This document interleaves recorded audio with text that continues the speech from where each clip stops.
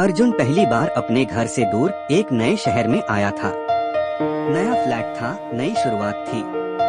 सब कुछ ठीक लग रहा था, बस एक चीज नहीं थी, शांति। पहली रात जैसे ही वह बिस्तर पर लेटा और आंखें बंद की, कमरे की चुप्पी उसे अजीब लगने लगी। दीवार पर लगी घड़ी ने 2:33 बजने का वक्त बताया। तभी उसे एक धीमी लेकिन साफ आवाज सुनाई दी। मैं आ गई हूँ।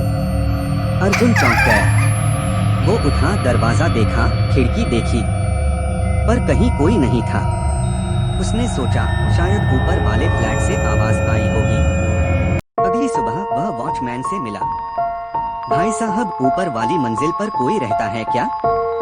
वॉचमैन ने कहा, नहीं साहब, वो मंजिल तो 6 महीने से खाली है।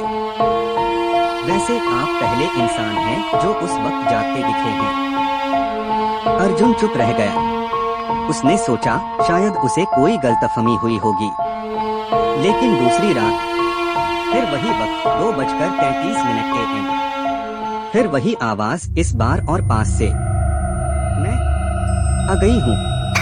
इस बार अर्जुन ने अपना फोन रिकॉर्डिंग पर लगाकर सोने की कोशिश की। सुबह उठते ही उसने रिकॉर्डिंग चेक की। सिर्फ खामोशी, कुछ भी नहीं। अब मामला गड़बड़ लगने लगा था। तीसरी रात अर्जुन अंधेरे में बैठा रहा, बस दीवार को देखता रहा। अब वो आवाज दिन में भी उसके कानों में गूंजने लगी थी। अचानक उसने जोर से कहा, अगर तुम आ गई हो तो सामने आओ। कमरे में सन्नाटा छा गया। अगली सुबह अर्जुन का फ्लैट खाली मिला। उसका मोबाइल जमीन पर पड़ा था, स्क्रीन जल रही थी और रिकॉर्डिंग चल रही थी। रिकॉर्डिंग में एक आखिरी धीमी सी आवाज थी, अब तुम भी नहीं हो।